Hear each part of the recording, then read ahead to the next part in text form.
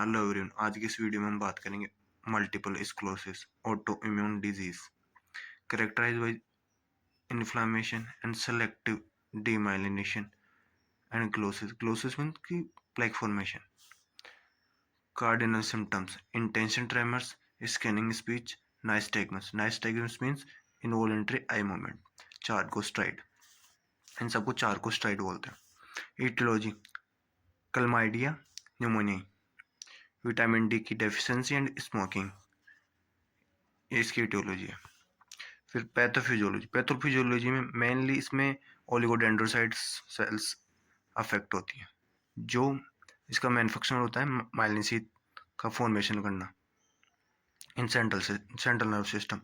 इसकी इसकी सिमिलर होती है जीबीएस गुलियन बेरल सिंड्रोम, जिसमें स्वान सेल्स अफेक्ट होती है, जिसका काम पेरिफेरल नर्व सिस्टम में माइलिन शीथ का फॉर्मेशन करना होता है।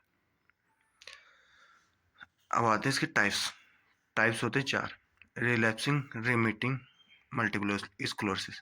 इसमें रिलैप्सिंग मीन्स होता है कि सिम्टम्स वर्सन हो जाते हैं, और रिमिटिंग मीन्स कि नॉर्मल हो जाते हैं, जैसे कि मल्टीपल स्क्लेरोसिस था ही नहीं, इनको सिम्टम्स नॉर्मल हो जाते हैं, पेशेंट नॉर्मल रहता है। ये मोस्ट कॉमन टाइप है। फिर इसमें secondary progressive multiple sclerosis, primary progressive multiple sclerosis, progressive relapsing multiple sclerosis. ये सीवियर टाइप। इसमें रिमिटिंग नहीं होता, इसमें सिम्टम्स टाइम के साथ वर्सन ही होते जाते हैं।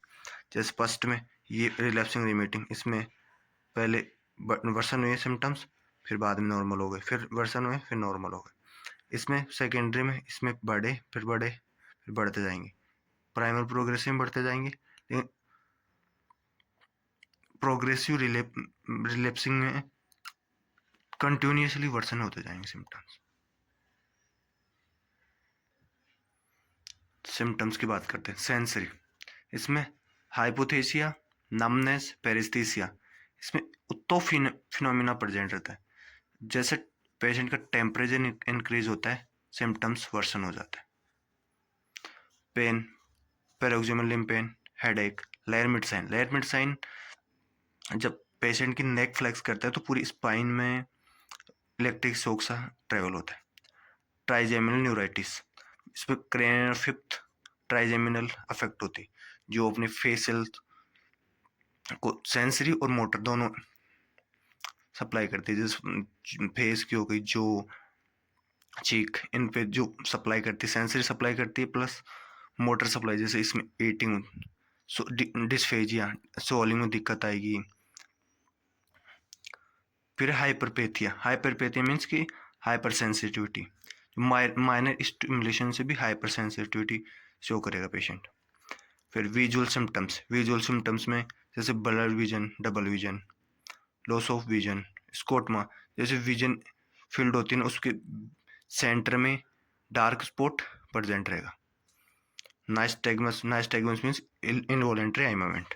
लेटरल गाजा पाल्सी, इसमें पेशेंट अगर अपने साइड में देखते हैं ना, तो एक आई, वन आई अबडक्शन में जाती है और एक अडक्शन में आ जाती है। इसमें अबडक्शन में तो आएगी, लेकिन अडक्शन में जो जिसमें लेटरल गाजा पाल्सी होगी ना, वो अडक्शन में नहीं आएगी। Cognitive symptoms, short term memory deficits. फिर मोटर सिम्टम्स। मोटर सिम्टम्स में पैरालिसिस और पैरालिसिस। पैरालिसिस मीन्स की मसल वीकनेस, और पैरालिसिस मीन्स की लॉस ऑफ मसल फंक्शन।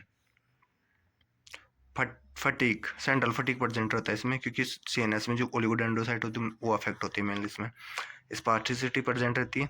अटैक्सी मतलब इसमें अटैक्सी प्रेजेंट रहती है। Incoordination and intention tremors, posture tremors present रहते हैं, और गेट एंड बैलेंस इम्पेयर्ड होता है। स्पास्टी की वजह से स्पास्टी वेलोसिटी डिपेंडेंट रहती है। DTR, deep tendon reflex, clonus present रहता है। Babinski sign. बेबिन्स्किन साइन अगर नेगेटिव रहता है तो इसमें जब अपन लेटरल टू मिडिल किसी ऑब्जेक्ट से अपन फुट के सोल पे मूव करते हैं तो फ्लेक्शन होता है। लेकिन अगर पॉजिटिव रहता है, अगर ये पॉजिटिव रहता है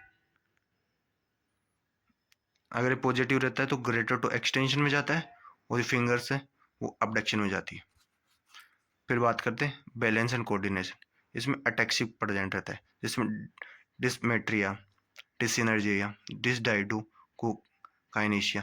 डिसमेट्रिया मीन्स कि movement dysfunction, dyssynergia means abnormal muscle contraction, dysdiadochokinesia means inability to perform rapid alternative muscle movement.